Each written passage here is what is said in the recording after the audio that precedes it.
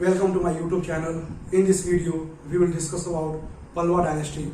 So let's start. Pallav वंश के बारे में जानने से पहले सबसे पहले जो है हम संगम कालीन जो है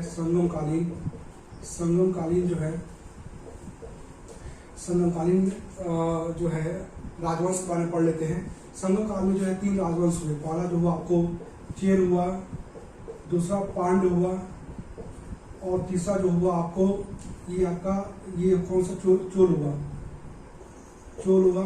इसको क्या बोला जाता है? अर्ली चोलास बोला जाता है। इसको क्या बोला जाता है? अर्ली चोलास बोला जाता है। ठीक है, इसी चोल के भग्नावशेष में जो है पल्लव वंश की नींव रखी गई। ये जो चोल वंश है, यहाँ पे ये देखेंगे, यहाँ पे चीर जो है ये आपको केरल का क्षेत्र है। इसके बाद ये जो इलाका जो देखेंगे ये आपको तमिलनाडु का जो दक्षिणी क्षेत्र है, ये पांड्य है। ये चीर हो गया, ये पांड्य हो गया, और यहाँ पे जो देखेंगे इलाका जो है दक्षिणी भाग है, ये जो आपको क्या हो गया, ये चोल का हो गया। क्या हो गया? चोल हो गया। ठीक है, ये सतपुरा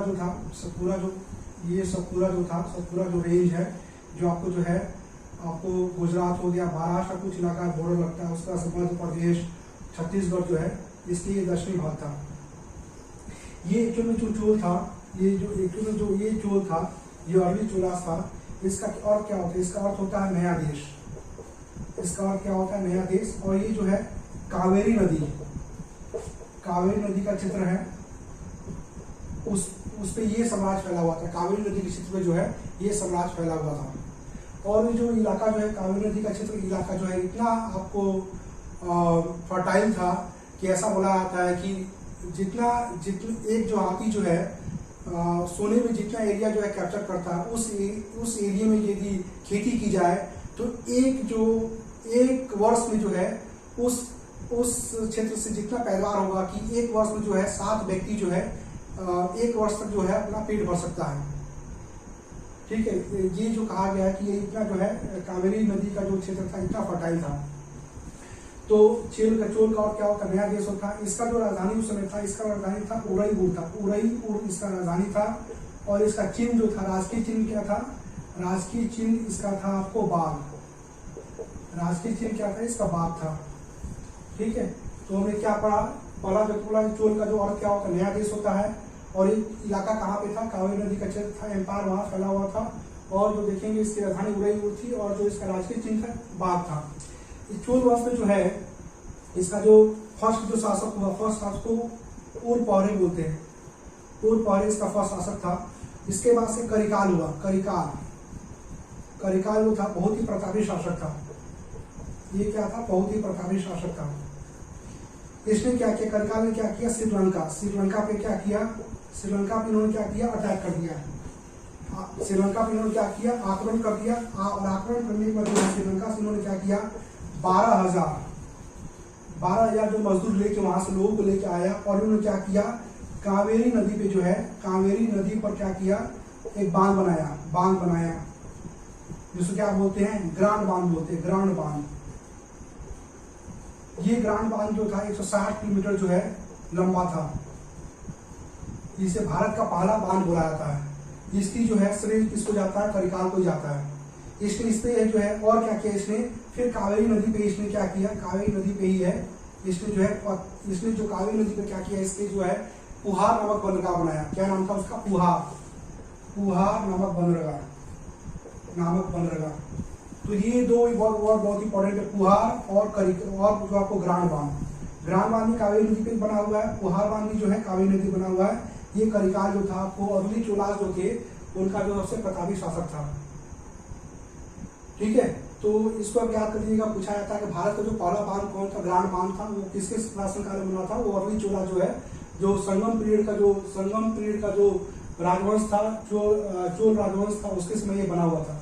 उसके बाद से जो है इसके बाद से जो इसके और राजा हुए, एलारा हुए। उसके बाद से जो है आपका पेरुनरकिल्ली हुए, जो हुए पेरुनरकिल्ली। उसके बाद से क्या हुए? पेरुनरकिल्ली हुए। ये उतनी इंपॉर्टेंट नहीं है, सबसे इंपॉर्टेंट जो है करिकाल है। ठीक है, इसका देखते हैं जो इनका जो है पाकिस्तानी आते आते जो है ये चोल वंशों का जो है पतन हो जाता है। 5वीं सदी का आते आते जो है चोल वंश का पतन हो जाता है और इस अर्ली चोला के नाम पे जो है चोल के स्थान पे कौन सा वंश आ जाता है? पल्लव वंश आ जाता है। पल्लव वंश आ जाता है और ये जो चोल जो है इनका क्या होगा? पल्लव वंश का क्या बन जाता है? सामंत बन जाता है। सामंत मतलब क्या है कि मंत्री बन जाता है पल्लव काल में, ठीक है। फिर लास्ट में क्या होता है? यही सामंत जो है बाद जाके पल्लव को जो है पल्लव को हरा के क्या बनाता है? फिर चोल डायनेस्टी की स्थापना कर लेता है। यानी कि चोल जो है यहाँ पे जो चोल था फिर ये चोल यहाँ पे जीवित हो जाता है, ठीक है। अभी जो है आपको ये कंसेप्ट क्लियर हो गया होगा, तो हम जो है अभी आपको पल्लव के बारे में पढ़ाएंगे।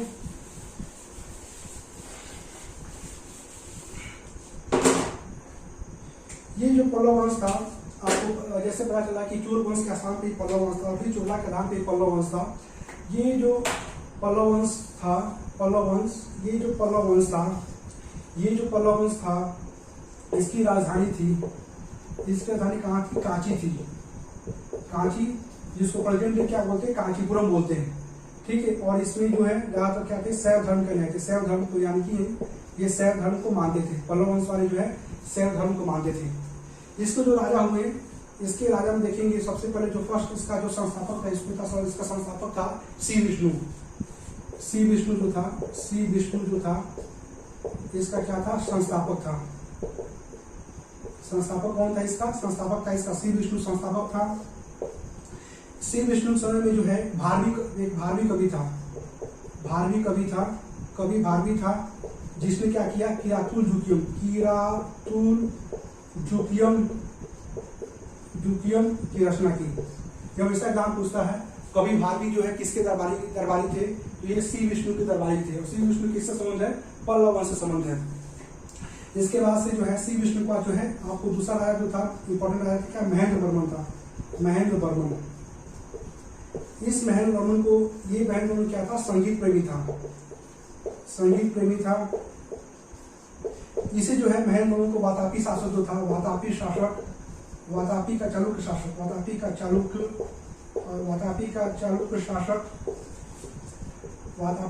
शासक पुलकेशिन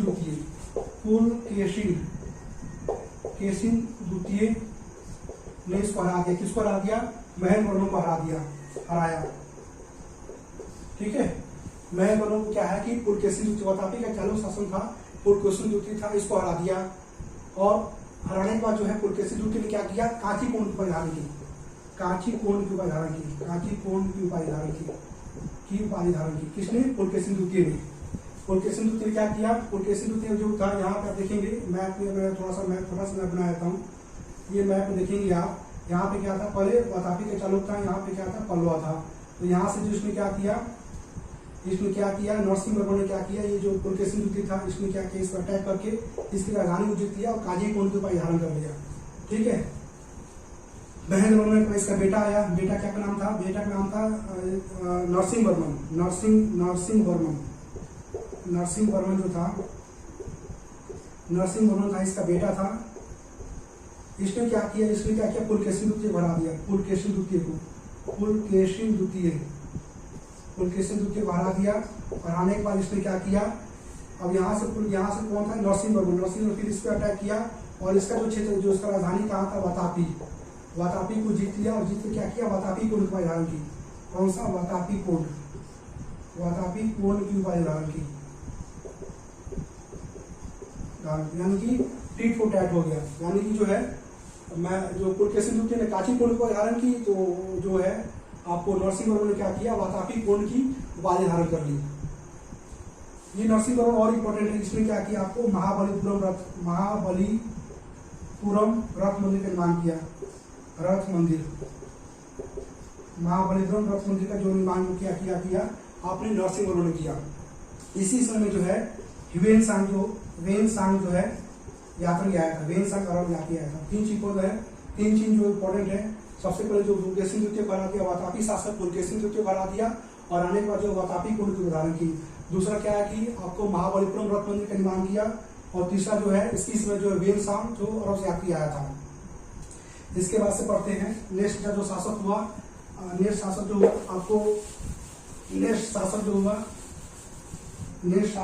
वो आपको हुआ नरसिंह वर्मन हुआ। नरसिंह वर्मन टू जो हुआ ये नेक्स्ट शासक हुआ। ठीक है, नरसिंह वर्मन टू जो हुआ इसका नेक्स्ट शासक हुआ। इसने क्या किया, कांची में कैलाश मंदिर, कांची में जो है कैलाश मंदिर का निर्माण किया।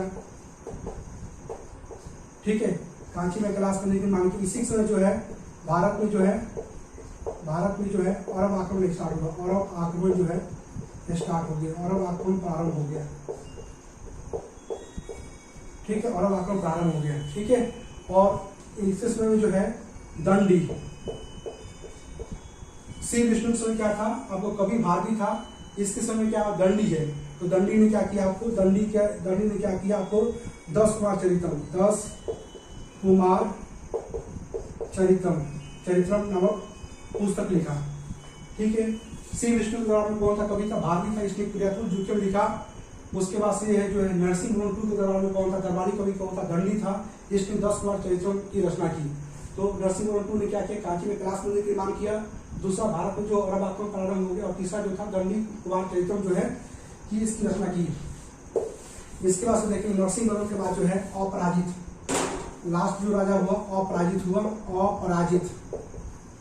लास्ट राजा कौन हुआ, अपराजित हुआ। अपराजित को जो है आदित्य प्रथम ने, चोल शासक जो था आदित्य प्रथम ने क्या किया, इसको जो है अपराजित को जो है हरा दिया, हत्या कर दी। और हराने के बाद क्या किया, इसने क्या किया, चोल वंश की स्थापना कर दी। यानी कि 9वीं सदी में जो है चोल वंश जो है पुनः से जो है जीवित होगा। ये 5वीं सदी में चोल वंश क्या था, 5वीं सदी में चोल वंश बहुत ही कमजोर हो गया था और ये सामंती जीने लगा था पल्लव के शासन काल में। और जो आदित्य प्रथम था, जो उनके दरबार में ही था, उसने क्या किया, अपराजित जो क्या था, अयोग्य शासक था, इसको हरा के इसने क्या किया, इसने जो है चोल वंश की स्थापना कर दी। तो अगले वीडियो में जो है चोल वंश के बारे में पढ़ेंगे। I think it would be clear to you. So thank you for watching this video.